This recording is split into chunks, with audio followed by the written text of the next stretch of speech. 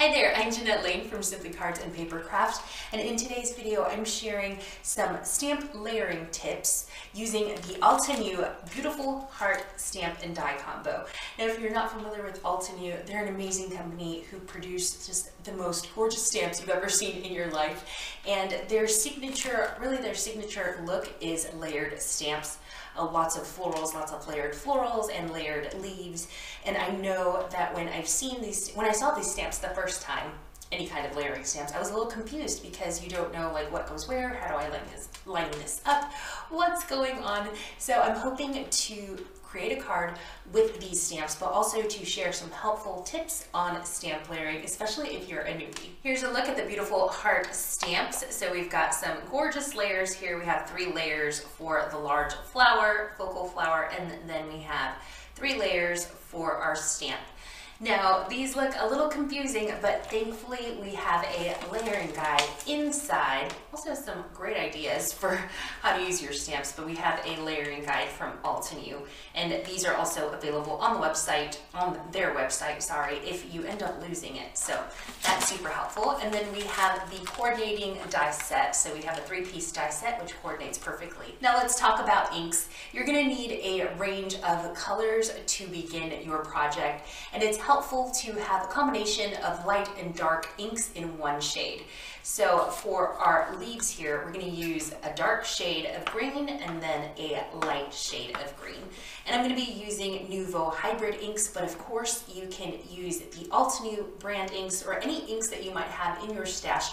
Or also distress inks work nicely because you might already have these in your stash, and there's always like a light shade and a dark shade, which you probably have in your stash as well. So all you would have to do is just pick out a light shade and a dark shade.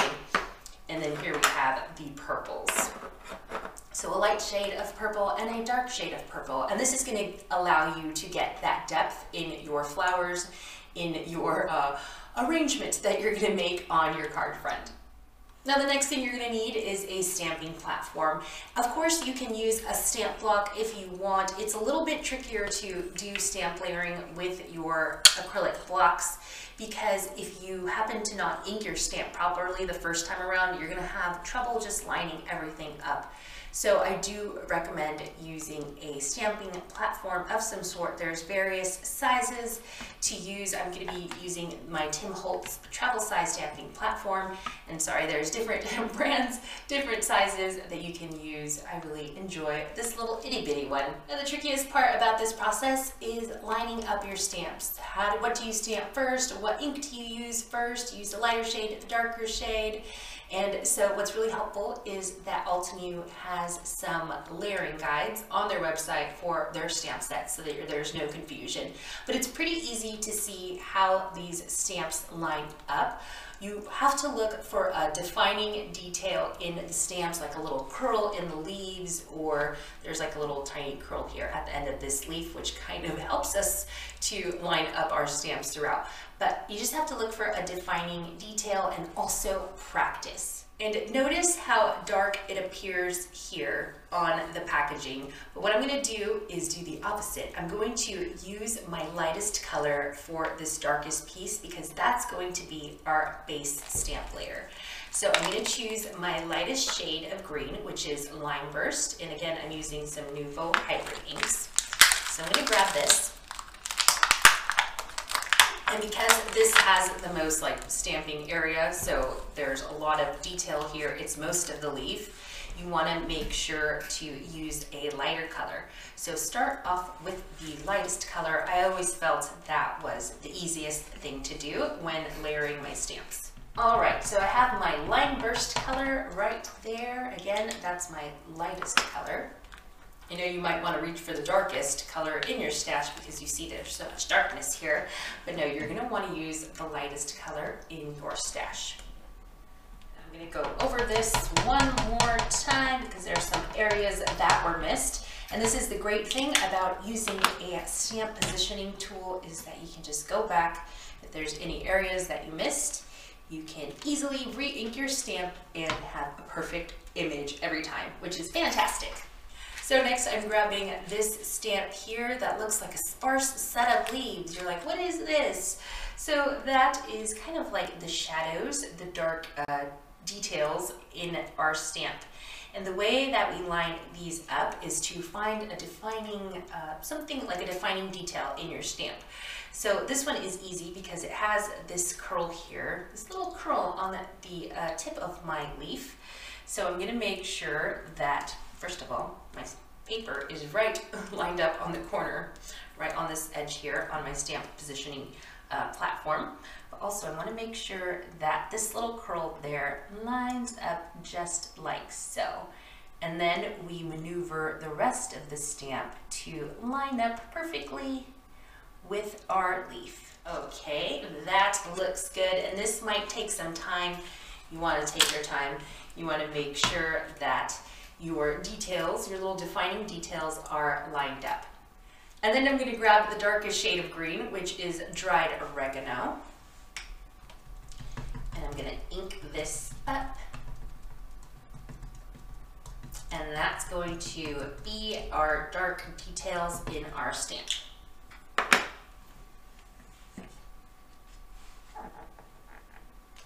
Next, I'm going to stamp the outline stamp in black.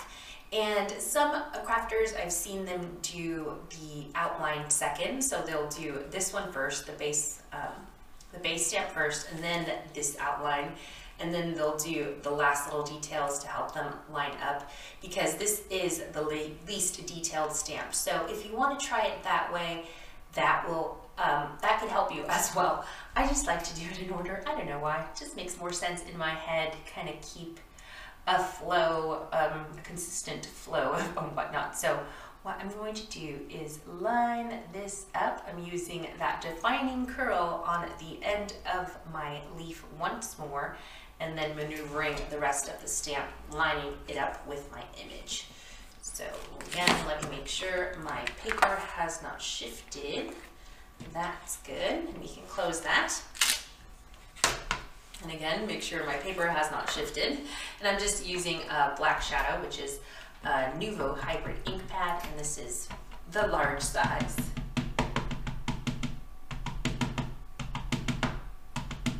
Now, if you have an even darker shade of green, you could grab that and then do this all in green, just different shades of green. I do not have a darker shade of green in my stash, so I just opted for the black. So here's my layered stamp. It's a little bit off, but I'm not bothered by it because I'm going to die cut this with my coordinating die. So some of these edges where they're not lined up perfectly might be die cut out in just a second. Okay, so next I want to do my flower. So I'm going to grab the base layer, which is this one, which is the darkest, it has the most detail. And what I'm going to do, you might want to reach for your darkest shade of ink. You're going to want to reach for the lightest shade.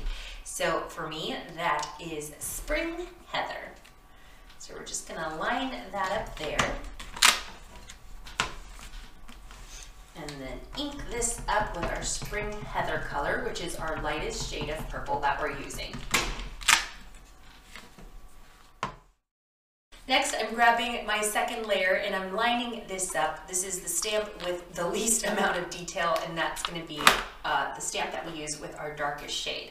So I'm just lining this up, looking carefully at the base layer beneath it to make sure that I line up those defining details, because there are very clear defining details in these stamps that allow you to line them up perfectly. And also you can reference the layering guide inside of your stamp set or on the Altenew website. So there, I am happy with how that is lined up. And now we can reach for our Royal Plum, which is our darkest shade of purple.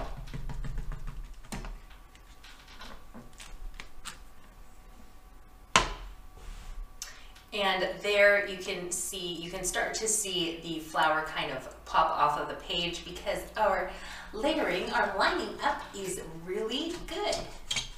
So now I'm going to layer my last stamp and I'm going to find a defining detail. So there's a little V here which matches that one, or I can use this V here which clearly matches that one.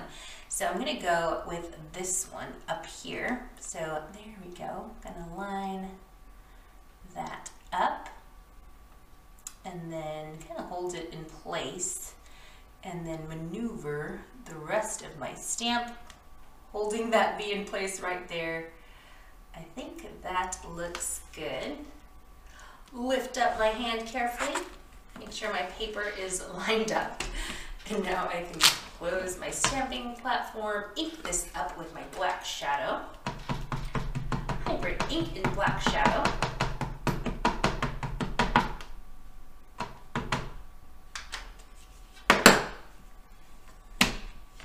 So I'm done with my stamping, and now I can move on to die cutting with the coordinating die sets, which make everything so much easier, cuts your crafting time because you can die cut with the coordinating die versus having to fussy cut around all this gorgeous detail. So I'm grabbing the die sets, and we've got 3 actually, but I'm only going to use this one here, the outline of the flower, and also for my leaves. So let me move some of this stamping stuff away. And like I mentioned earlier, you know what, it does take a little bit of time to line up your stamps, but once you become more familiar with the details, with the artwork in your stamp, you'll be able to line these up much more quickly. It'll come naturally to you, so hang in there and don't give up. I'm going to be using my Sizzix fold-away machine for my die cutting. But let me cut this first, just with some scissors so that it's a lot easier. There we go. So I can grab my die. So here is the coordinating die for our flower. And when you're lining this up, same as with stamping, you want to make sure that you maneuver this to line it up. Look for defining petals or a particular like curling in the leaf or the petal that you are die cutting so that you can line this up easily. Another thing that you can do is take a Sharpie and line up your die set here to your stamp. So let's say you want to use this point there, this little V in the stamp set to kind of show you like, oh, like a reference point, I want to say. That's a better way to describe it. So you can just draw, sorry. So you can just draw a little mark right there with your Sharpie so that you know exactly where that is. And you can even do it on the packaging itself to help you there, or even do it on the stamp set itself so that you can easily see where that goes. So you're like, oh yeah, there it is. There's that mark. There's that V, and you can just line it up quickly.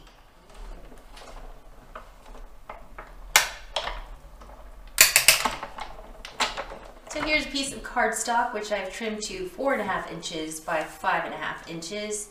I don't know, just like that. It's just an easy size for me to remember. So I'm going to place my leaves here, flower there, kind of play with this a little bit. And I'm going to mount this to my card front here with some foam tape just to give it some more dimension there. So that looks good.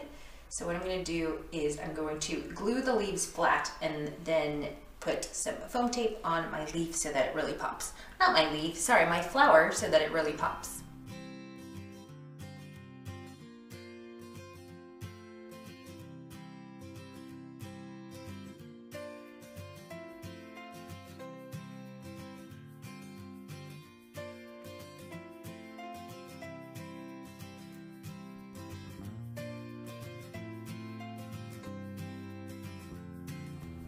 My release paper is off of my foam tape, so now I can put my flower. I almost said leaf again. What is wrong with me today?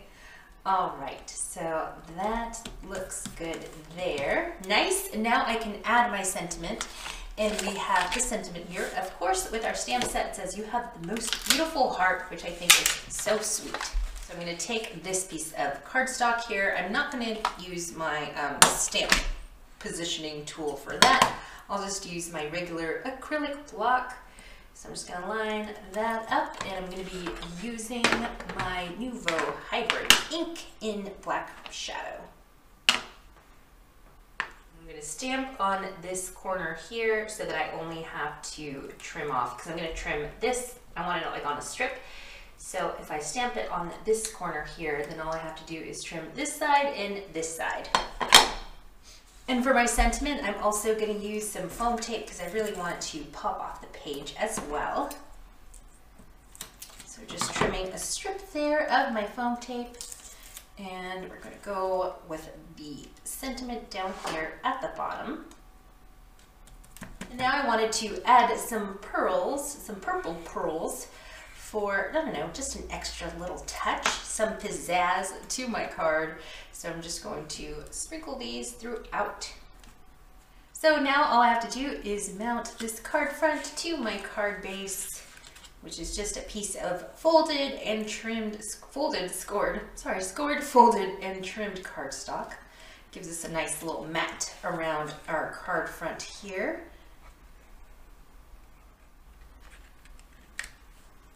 And my card is done. I hope this video has helped increase your confidence with stamp layering. Thank you so much for watching. I'm Jeanette Lane for Simply Cards and Papercraft, and I'll see you in a video real soon.